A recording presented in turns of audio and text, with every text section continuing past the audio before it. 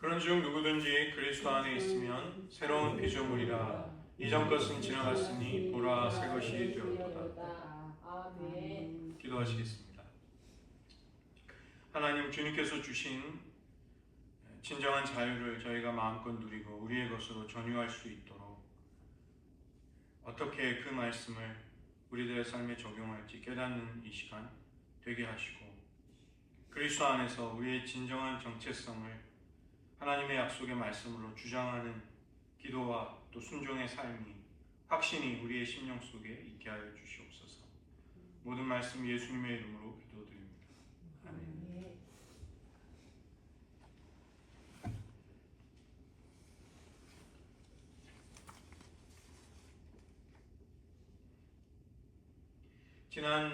지난주 토요일에 저희는 그리스도께서 주신 자유를 누리기 위해 우리가 어디에서부터 왔는가, 우리의 정체성의 문제를 출발점으로 삼았습니다. 우리가 먼저는 하나님의 형상으로 지음을 받았다는 것이 가장 중요한 인간됨의 본질인 것이죠. 이 형상, 젤렘이라는 히브리어는 고대 근동에서 누가 그 지역을 통치하는가를 나타내주는 상징물을 젤렘이라고 합니다. 인간이 하나님의 형상이라는 것은 하나님이 지으신 모든 피조세계, 온 우주를 다스리는 분이 하나님이심을 우리가 드러내는 것입니다.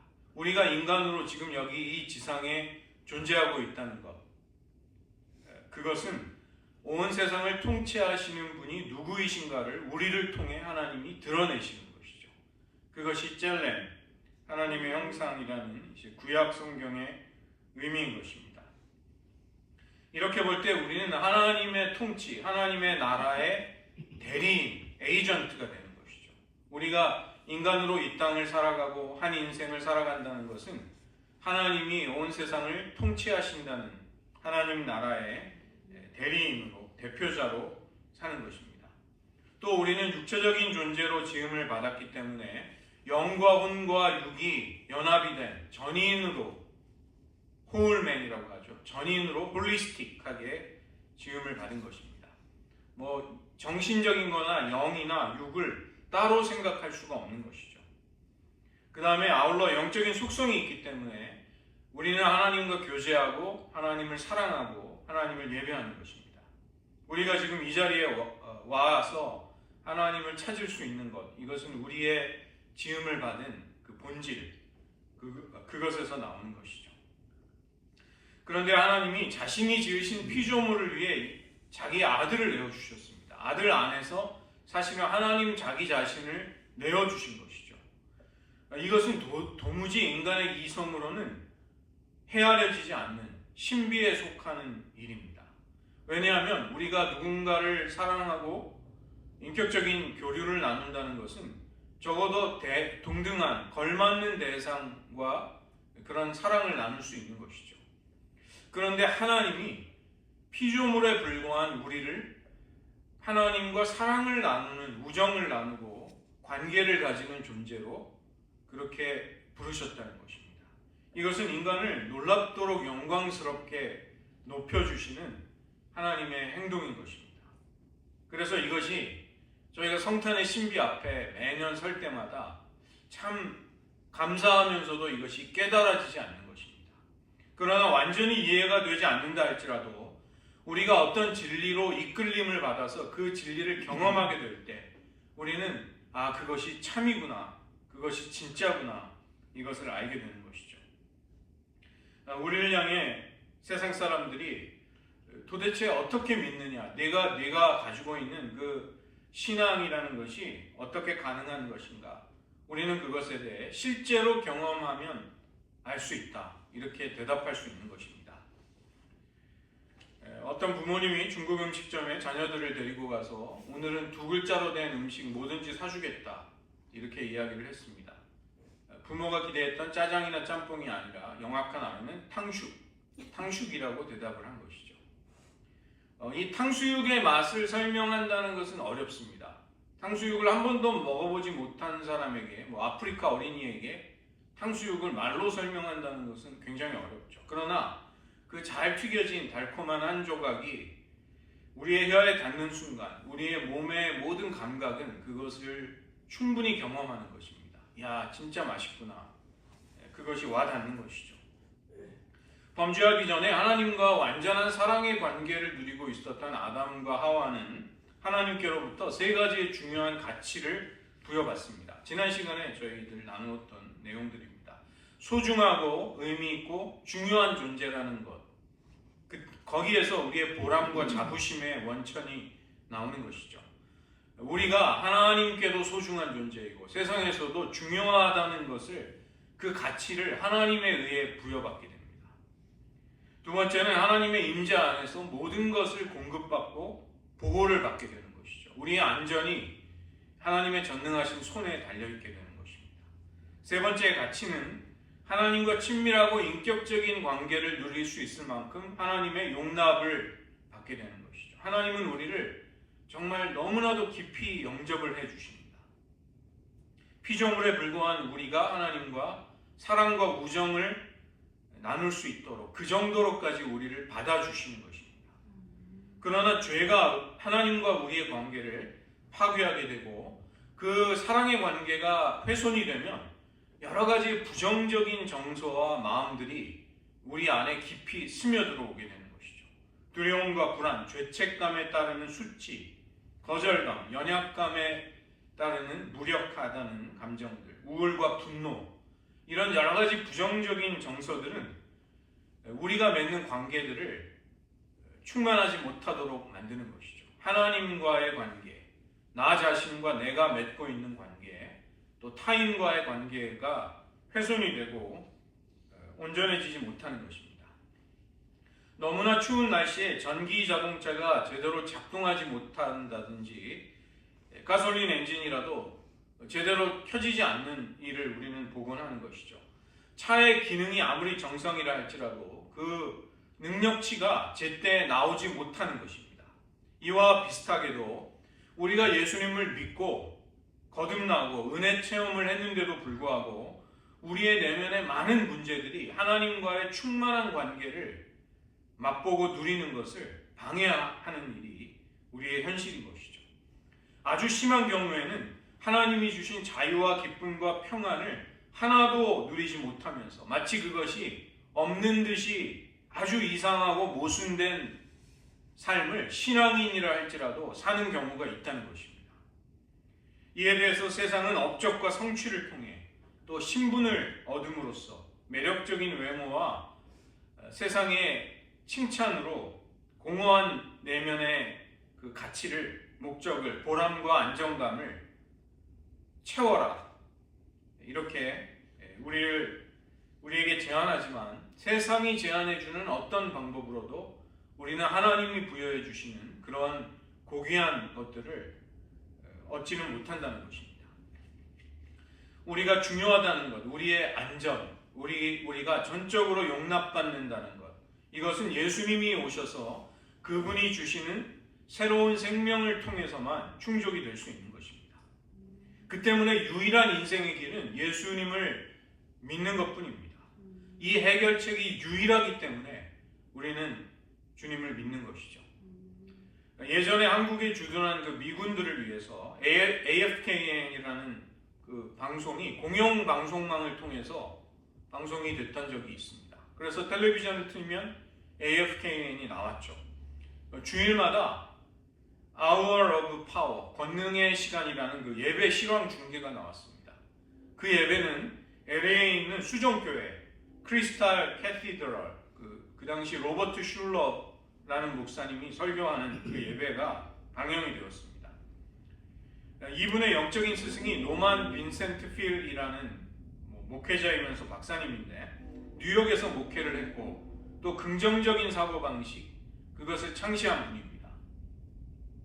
그래서 많은 좋은 영향을 미쳤죠. 대표적으로 한국의 조용기 목사님이 이런 분들의 영향을 받은 것입니다. 그러나 우리가 우리 자신에게 긍정적인 암시를 주고 심리적인 접근을 하는 데에는 한계가 있기 마련입니다. 수정교회가 나중에 어려움을 겪는다는, 예배당을 넘겼다는 그런 뉴스가 들립니다. 이전 같지 않다는 것이죠. 우리는 그것보다 더 견고하고 확실한 하나님의 약속, 하나님이 우리에게 행하신 위대한 일들과 그 진리를 붙들고 있는 사람들입니다. 그렇다면 하나님이 우리에게 행하시고 약속하신 진리들을 선포하고 그것에 근거해서 기도하고 그것을 믿고 살아가는 것이 중요한 것이죠. 제가 정체성을 선포하는 기도를 한번 해보시라고 숙제를 드렸습니다. 저는 물론 여러분 거의 대부분이 숙제를 하지 않으셨으리라는 확신을 합니다. 혹시 하신 분이 계시다면 그것은 감사한 일이고, 그러나 저는 계속 이런 기도를 하십시오. 좀 강조를 드리고자 합니다. 왜냐하면 이슬비의 옷이 젖듯이 우리가 꾸준히 계속 하나님의 은혜를 사모할 때 우리의 신앙은 도약할 수 있는 것입니다. 은혜의 충만함과 성숙함에 이르는 만능 열쇠, 지름길, 이런 것은 사실상 없는 것이죠. 우리가 얼마나 깊이 그리스도의 은혜에 붙잡힌 바가 되고 우리의 지성과 감정과 의지가 하나님의 진리를 따라 움직일 수 있는가, 그것에 근거해서 끊임없이 살아가려고 하는가, 여기에 우리의 진보와 성장이 달려있게 됩니다. 그래서 꾸준히 하는 게 중요하고 그런 기도를 계속해서 기도의 방향성을 제시해 드리고자 합니다. 오늘은 두 번째 시간인데 내가 지금 누구인가, 이 문제를 조금 다시 한번 더 다루도록 하겠습니다. 이전에 우리는 이 세상의 풍조와 마귀를 따랐던 하나님의 진노의 대상이었습니다. 에베소서 2장의 말씀입니다. 그렇지만 긍휼이 풍성하신 하나님의 큰 사랑으로 인해 우리는 구원을 받을 수 있게 된 것이죠. 우리가 그리스도인이 된 결정적인 순간이 찾아왔습니다. 그 순간만이 중요한 것이 아니라 그 순간 이후로 우리의 모든 것은 새롭게 된 것입니다. 지금 우리가 누구인지를 선포하는 이 말씀들, 이 구절들 속에 시간을 나타내는 표현들, 시제라고 부르는, 텐스라고 부르는 그런 표현들을 주의 깊게 살펴보시기 바랍니다. 그런 중 누구든지 그리스도 안에 있으면 새로운 피조물이라, 지금 어떠하다는 우리의 정체성을 선포하는 것이죠. 우리가 노력해서 거기에 도달하라는 말을 결코 하지 않습니다. 보라, 새 것이 되었다. 지금 새로운 새 피조물이 된 우리의 존재가 선포가 되는 것입니다. 전에는 어두움이었지만 이제는 빛이다. 지금 너희들은 빛이다. 이렇게 선포하는 것이죠. 그 다음에 흑암의 권세에서 우리를 건져내신 예수님이 그의 사랑의 아들의 나라로 우리를 옮기신 것이죠. 하나님이 우리를 사랑의 아들의 나라, 그분의 통치로 옮기신 것입니다. 이것이 지금 우리의 신분이자 정체성이 되는 것이죠. 우리의 과거와 현재가 어떻게 다른가, 또 현저하게 어떻게 달라졌는가를 말씀하시는 이런 말씀의 진리를 우리가 주목해보고 확고하게 이것을 붙들 필요가 있는 것입니다. 우리가 아직 죄인 되었을 때 그리스도께서 우리를 위하여 죽으셨다고 로마서 5장 8절이 말씀하는 것이죠. 우리가 지금 더 이상 죄인이 아니라고 한다면 우리는 누구인가? 우리는 성도가 된 것입니다. 초신자라 할지라도 그는 성도인 것이죠. 어린 아이라 할지라도 그는 성도인 것입니다. 우리의 선함과 행함으로 거룩한 성도가 된 것이 아니라 그리스도 안에서 새롭게 하나님이 주신 정체성과 신분이 우리를 거룩한 성도가 되게 한 것이죠. 그리스도인이라 할지라도 분명히 죄를 짓습니다. 그러나 그때에도 우리는 더 이상 죄인이 아닌 것입니다. 때때로 죄를 짓기도 하는, 연약하기에 실족하기도 하는, 그러나 우리는 성도인 것입니다. 이 여전히 성도라는 사실을 무엇을 근거로 주장할 수 있는가? 우리는 단지 죄 용서함을 받은 그 정도에 그치는 것이 아니라 온전한 새 사람이 된 것입니다. 우리의 삶이 근본적으로 변화되기를 원한다면 우리는 단지 죄를 용서받은 자 그 이상으로 우리 자신을 주님 안에서 볼 수 있어야 하는 것이죠. 죄의 문제만을 해결해 주기 위해 주님께서 십자가로 가신 것은 아니라는 것입니다. 주님은 자신의 죽음으로 인해 아담과 하와가 상실해 버렸던 그 삶을 우리에게 다시 돌려받게 하셨습니다. 그것이 지금 우리가 성도가 된 우리의 정체성인 것이죠. 우리가 하나님께 영광을 돌려드리는 삶을 살기 위해서 이 진리를 분명하게 깨닫고 확고하게 붙드는 것이 아주 중요하다고 할 수 있습니다. 우리가 온전한 새 사람이라는 이 진리가 깨달아지지 못하면 우리는 자꾸 실수하고 같은 죄에 넘어지고 실패하기가 쉬워지는 것입니다. 우리가 지금 그리스도인이요 성도라는 이 사실을 사탄이 죽음의 권세가 결코 바꿔놓을 수 없다는 것이죠. 사탄은 우리를 끊임없이 미혹함으로써 지금 내가 누구라는 이 사실, 이 진리에 대한 거짓말을 믿게 하는 것입니다.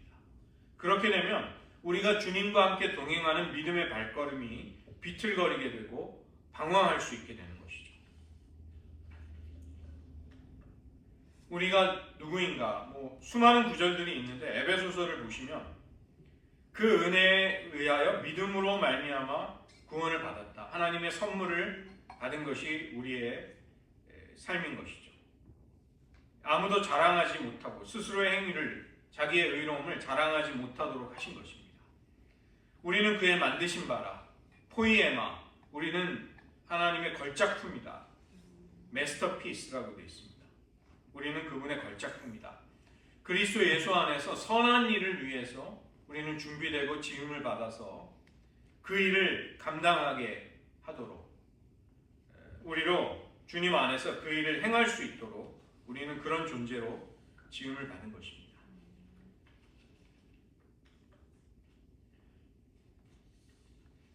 문제는 우리가 잘못했을 때, 우리가 범죄했을 때 어떤 일이 일어나는가에 관한 것입니다. 우리가 신자로 살아갈 때 하나님이 주시는 많은 은혜와 기쁨을 누리게 됩니다. 그러나 이전에 느끼지 못했던, 알지 못했던 고통이 찾아오게 됩니다. 우리가 때때로 죄를 범한다든지 영적으로 넘어진다든지 하나님의 마음을 정말 실망시켜드리는 그런 안타까운 수준의 삶으로 떨어질 때마다 우리는 고통을 느낍니다. 영혼의 괴로움이 느껴지는 것입니다. 내가 바로 살지 못하는구나. 내가 은혜에 부응해서 하나님께 사랑으로 응답하는 삶에 미치지 못하는구나. 이것을 느낄 때마다 이제 우리는 큰 괴로움을 느끼는 것이죠. 그러나 우리는 계속해서 그럴지라도 하나님께 기쁨이 될 수 있다는 것입니다. 먼저는 우리의 연약함에 대해 인정할 수 있어야 합니다. 우리도 충분히 그럴 수 있다는 것입니다. 우리도 잘못할 수 있고 범죄할 수 있는 것이죠. 요한일서 1장 8절에 만일 우리가 죄 없다 하면 스스로 속이고 또 진리가 너희 속에 있지 아니할 것이요. 우리가 범죄했을지라도 하나님의 진노 아래 죄인에 떨어지는 것이 아니라 하나님의 사랑 안에 있는 여전히 성도로서 그 현실을 맞이하는 것입니다. 두 번째는 죄를 범했을지라도 하나님과 맺고 있는 그 본질적인 관계는 결코 바뀌지 않는 것이죠. 그것이 영향을 받지 않는다는 것입니다. 요한일서 2장 1절에 자녀들아 내가 이것을 너희에게 쓰면 너희로 죄를 범하지 않게 하려 함이라. 만일 누가 죄를 범하여도 아버지 앞에서 우리에게 대언자가 있으니 곧 의로우신 예수 그리스도시라. 이 대언자가 바로 파라클레토스입니다. 보혜사. 우리에게 범죄했을 때 아버지 앞에 보혜사가 계시다. 그 첫 번째 보혜사가 예수님이시고 예수님이 우리에게 보내주시는 또 다른 보혜사가 성령님이신 것이죠. 죄로 인해 어그러진 그 하나님 아버지와의 관계를 회복시켜 주실 파라클레토스, 보혜사가 계신데 그분이 바로 예수님이신 것입니다. 세 번째로는 죄로부터 멀어지고 하나님께로 다시 돌아감으로써 하나님과의 관계의 화목함이 회복이 될 수 있는 것이죠. 믿음으로 의롭다 하심을 받았으니 우리 주 예수 그리스도로 말미암아 하나님과의 화평을 누리자. 로마서는 예수님으로 인해서 예수님으로 말미암아 하나님과의 화평이 이루어짐을 말씀하는 것입니다. 이 화목한 관계의 특징은 신뢰와 순종이 동반되는 것이죠. 그 두 가지 중에 어느 하나가 빠져서는 안 되는 것입니다. 순종하지 않으면서 신뢰한다고 할 때 그런 신뢰는 빈말이 되는 것이죠. 그 다음에 신뢰가 없이 순종한다는 것은 어떤 기계적인 맹종, 굴종이 되는 것이죠. 인격적인 사랑과 자유로운 선택에서 나온 기꺼운 마음이 없는 굴종이 되는 것입니다. 그래서 우리는 신뢰와 순종 모두를 가지고 하나님과의 화목을 누리게 되고 그런 것들 가운데 무엇 하나가 없을 때 그 관계는 훼손이 되는 것입니다. 하나님은 그런 우리를 정죄하지 않으십니다. 로마서 8장 1절과 2절 그러므로 이제 그리스도 예수 안에 있는 자에게는 결코 정죄함이 없나니 이는 그리스도 예수 안에 있는 생명의 성령의 법이 죄와 사망의 법에서 너를 해방하였습니다. 그리스도 예수 안에서 정죄함이 없음을 하나님은 선포하시는 것입니다. 하나님은 마치 죄인을 추궁하는 검사처럼 우리의 죄를 묻고 따지고 집요하게 찾아내서 비난하시는 그런 분은 아니시라는 것입니다. 물론 그분은 우리를 훈계하시기도 하고 책망하시기도 하십니다. 그러나 우리를 정죄하지는 않으시는 것이죠. 가늠한 여인이 예수님 앞에 끌려왔을 때 주님은 그녀에게 나도 너를 정죄하지 않노라 이렇게 말씀하십니다. 예수님의 공로로 인해서 우리의 구원은 확정이 된 것이죠. 우리가 실수하고 넘어질지라도 회개하며 주님의 보혈을 의지할 때 하나님 아버지께로 바로 돌아갈 수 있고 용서를 받을 수 있는 것입니다. 이것이 너무나도 당연한데 실제로 이제 이것을 정말로 내가 확고하게 붙들고 확신할 수 있는가? 그런 것이 우리와 하나님과의 관계를 성장시키는 것입니다.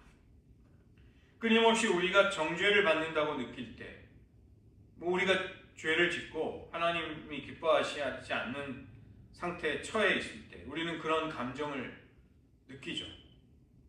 수많은 말씀들이 우리를 격려해주고 다시 그 진리 앞으로 돌아가게 하고 있습니다. 그리스도 예수 안에 있는 자에게 정죄함이 없음을 로마서가 선포하고 또 히브리서 10장 저희도 히브리서 살펴보았죠. 하나님이 우리와 새 언약을 맺으셔서 예레미야 선지자가 예언했던 그 새 언약, 하나님의 법이 우리의 마음에 기록이 되는 새 언약이 이루어지는 것입니다. 그 때문에 우리는 예수님의 피를 힘입어서 지성소에 들어갈 수 있는 담력을 얻게 되는 것이죠.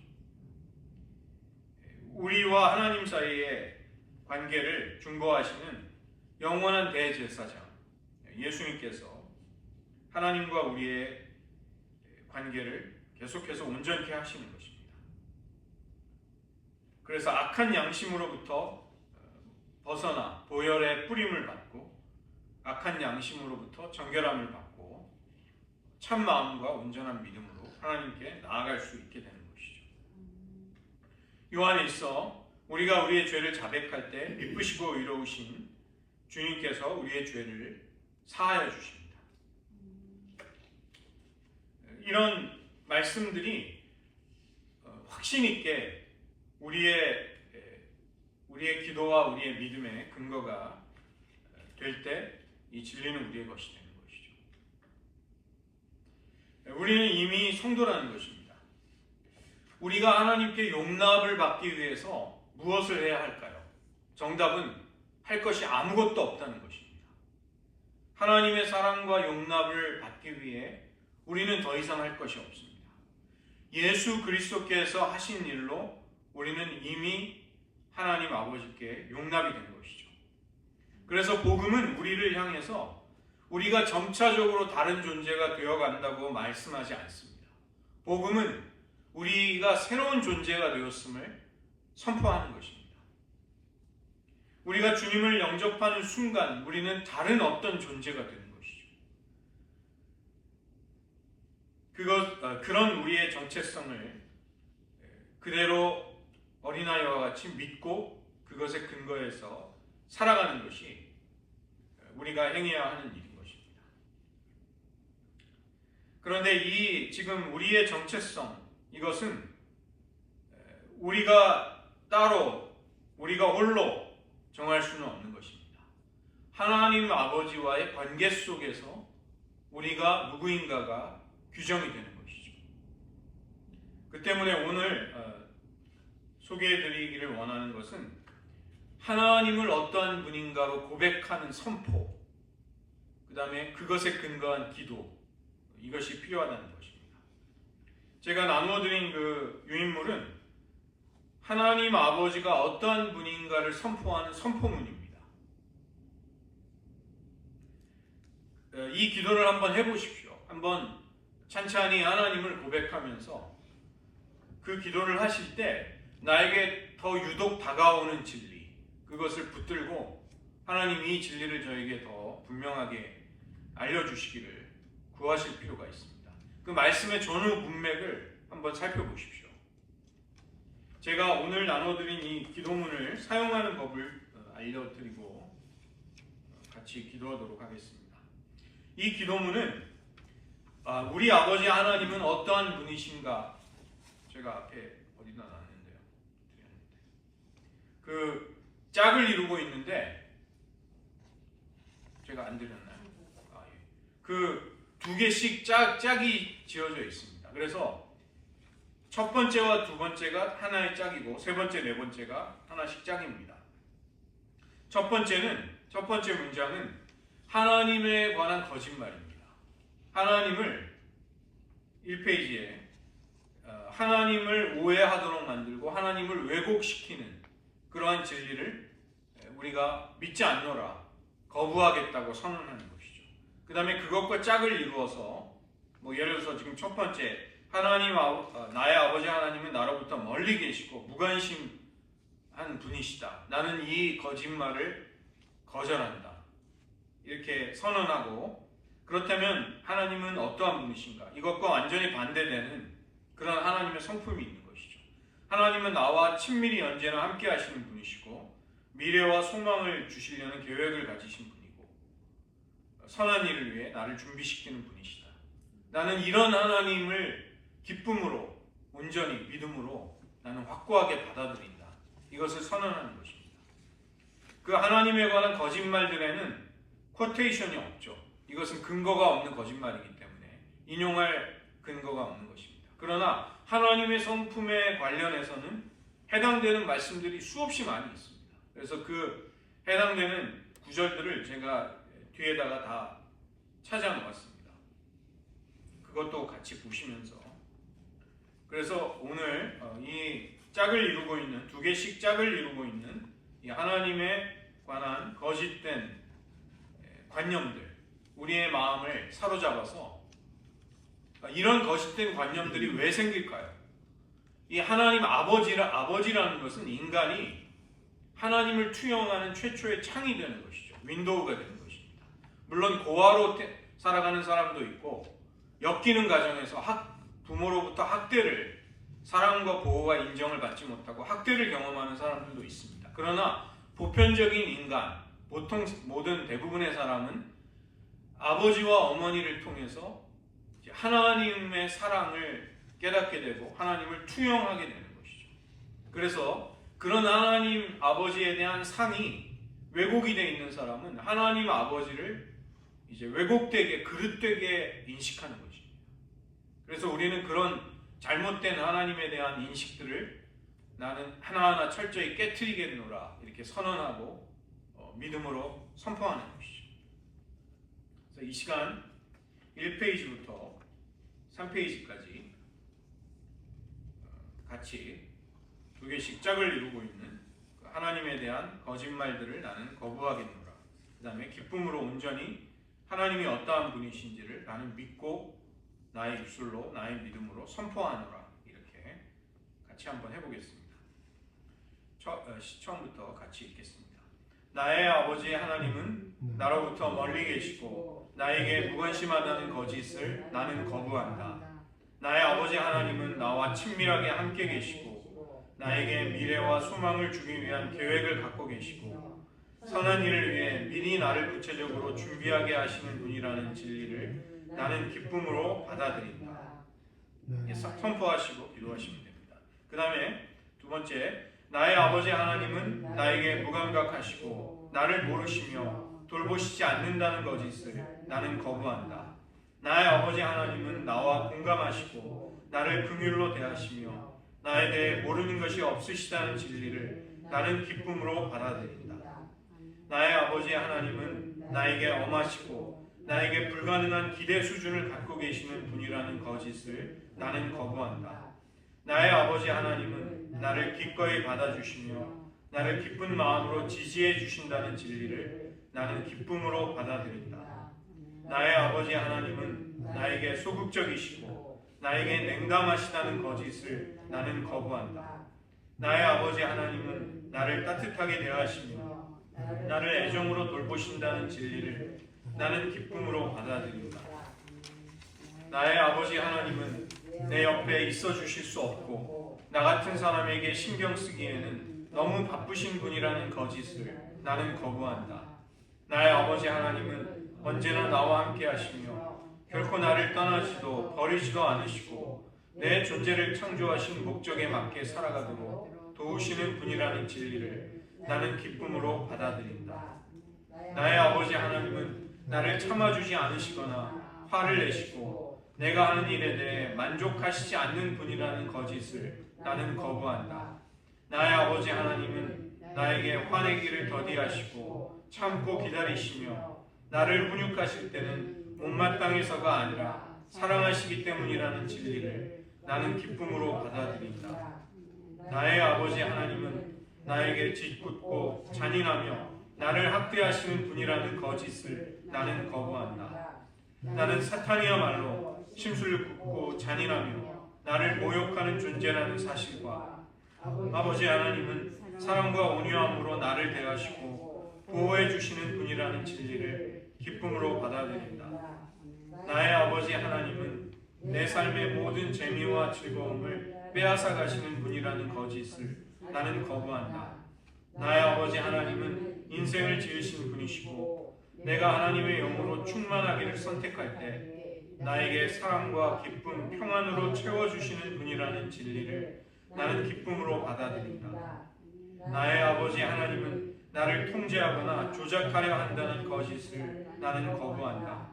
나의 아버지 하나님은 나를 자유케 하신 분이며 스스로 선택하여 그분의 은혜 안에서 자라가는 자유를 허락하시는 분이라는 진리를 나는 기쁨으로 받아들인다. 나의 아버지 하나님은 나를 정죄하고 더 이상 용서하지 않으신다는 거짓을 나는 거부한다. 나의 아버지 하나님은 나의 모든 죄악을 용서하셨고 앞으로도 그 죄를 기억하지 않으신다는 진리를 나는 기쁨으로 받아들인다. 나의 아버지 하나님은 내가 제대로 살아가지 못하거나 죄를 지을 때마다 나의 흠과 트집을 잡아내시는 분이라는 거짓을 나는 거부한다. 나의 아버지 하나님은 나를 인내로써 대하시며 내가 죄에 넘어질 때마다 나를 정결케 하시는 분이라는 진리를 나는 기쁨으로 받아들인다. 나는 하나님께서 눈동자같이 지키시는 자이다. 이게 두 개씩 짝을 이루고 있습니다. 그래서 하나님에 대한 아버지 하나님에 대한 거짓된 왜곡된 상을 부정하고 깨트리는 부인하는 선포를 하시고 그것과 대칭이 되는 하나님에 대한 성경적인 진리를 선포하는 것이죠.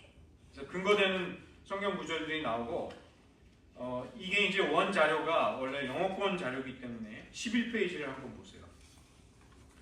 이게 원래 있는 표현들입니다. 이걸 보시면 지금 좌우로 짝을 이루고 있는 하나님에 대한 진실된 성경적인 성품들, 그 다음에 거짓된 진술들, 이게 짝을 이루고 있습니다. I renounce the lie that my father is distant and uninterested in me.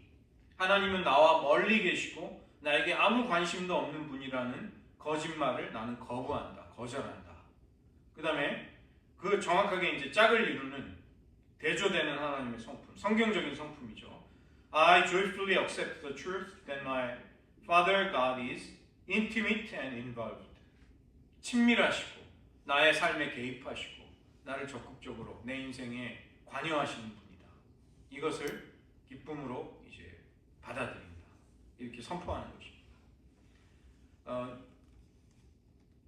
그 정체성 기도, 여러분의 정체성을 선포하는 기도, 그 다음에 하나님 아버지가 나에게 어떠한 분이신가를 선포하고 하나님 아버지에 대한 거짓된 관념, 거짓된 진술과 명제들, 내 세상이 나에게 했던 거짓말들, 사탄이 했던 거짓말들, 내가 겪었던 부정적인 체험 속에서 왜곡이 되었던 하나님에 대한 잘못된 이미지들을 거절하는 기도, 선포하는 기도, 이제 이런 것을 꾸준히 하시면 됩니다. 이게 제가 제안해 드리는 방법은 열심히 하실 필요가 없어요. 그냥 밥 먹을 때 우리가 열심히 먹나요? 그냥 때 되면 먹잖아요. 그냥 단순하게 믿으면서 그냥 이거 중얼중얼 읽으셔도 됩니다. 기도라는 게 막 거창하게 막 자리 잡고 막 준비해가지고 뭐 부르짖고 이런 기도만이 기도가 아니라 아주 단순하게 하나님과 나 자신에 대한 진리를 선포하면 그것이 굉장한 능력이 됩니다. 그래서 한번 해보십시오. 정말 콩나물에 물을 주면 눈앞에서 자라지 않지만 쑥쑥 자랍니다. 정말 쑥쑥 자랍니다. 왜냐하면 이것이 어떤 조작된 거짓말을 믿으라고 하는 게 아니라 하나님이 그리스도 안에서 행하신 일을 우리가 신뢰하면서 그것을 우리의 입술과 우리의 마음으로 믿음으로 선포하는 것이기 때문에 이것이 능력을 가진다는 것입니다. 그래서 이 시간 저희들 말씀을 의지하면서 잠시 기도하기 원합니다. 여러분이 가지신 하나님에 관한 왜곡되고 그릇된 관념들이 있다면, 또 나의 삶의 여정 속에서, 체험 속에서, 고난 속에서 또 비틀린 하나님에 대한 잘못된 이해가 있다면, 하나님 그러한 것들을, 그런 거짓들을 저는 이제부터 인정하지 않겠습니다. 그것을 단호하게 거부하겠습니다. 저는 성경에 계시된 그리스도 안에서 하나님이 친히 행하신 그 사랑을 근거로 아들을 보내주신 그 엄청난 하나님의 사랑을 체험했기에 나는 이제 그런 하나님에 관한 성경적이고 진실된 성품들을 고백하며 그런 하나님이심을 믿고 따르겠습니다. 내 마음이 요동칠지라도, 고난이 나를 덮칠지라도, 나에게 여러 가지 그 심리적인 영적인 도전과 미혹이 찾아올지라도, 그래서 내가 때로는 하나님에 대해서 신뢰하지 못하고 흔들릴지라도 저는 다시 이 진리를 붙들겠습니다. 그러한 하나님이심을 굳게 붙들겠습니다.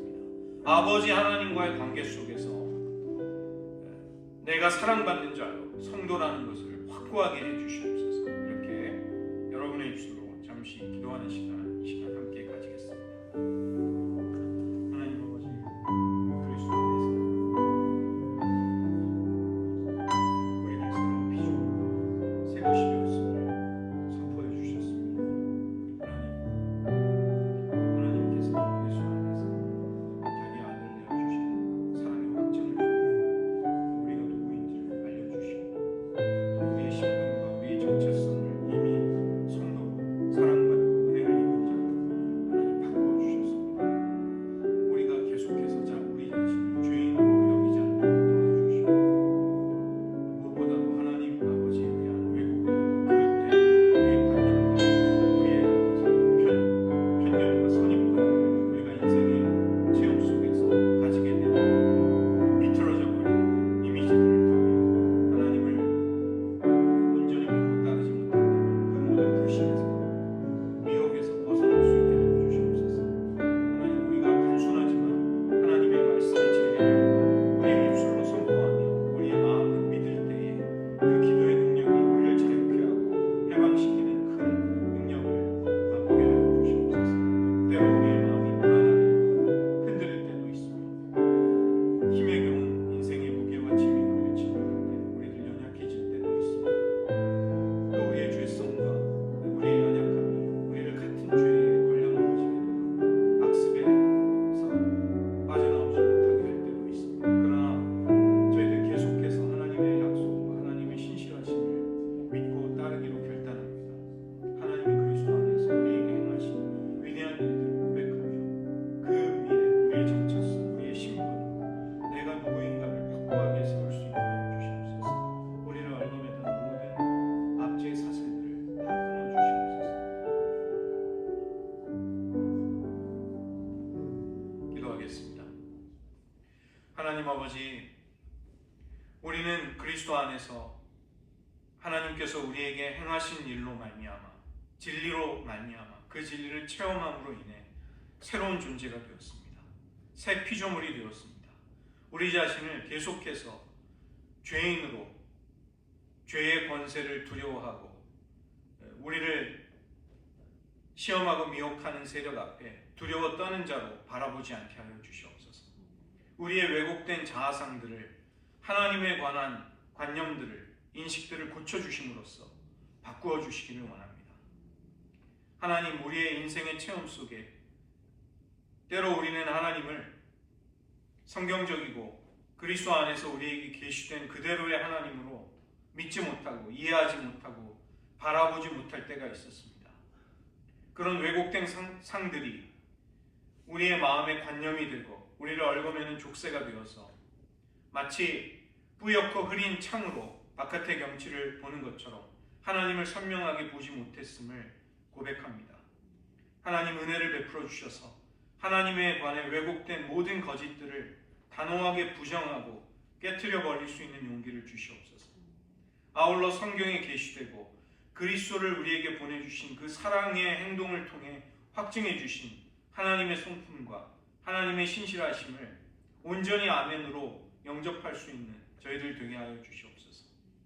하나님의 진정한 성품과 신실하심 위에 우리들의 삶을 걸게 하시고 우리가 누구인지에 대한 이해에 이를 수 있도록 도와주시고 우리의 정체성이 나의 체험이나 혹은 세상이 우리를 무엇이라 규정해 주는데 묶여있지 않게 하시고 하나님이 그리스도 안에서 우리를 위해 행하신 그 위대한 구원의 사건 속에서 우리가 누구인지를 확고하게 붙들고 그로 인해서 우리를 끊임없이 얽매이려 하는 모든 악한 일들을 이기고 승리할 수 있는 저희들 되게 하여 주시옵소서.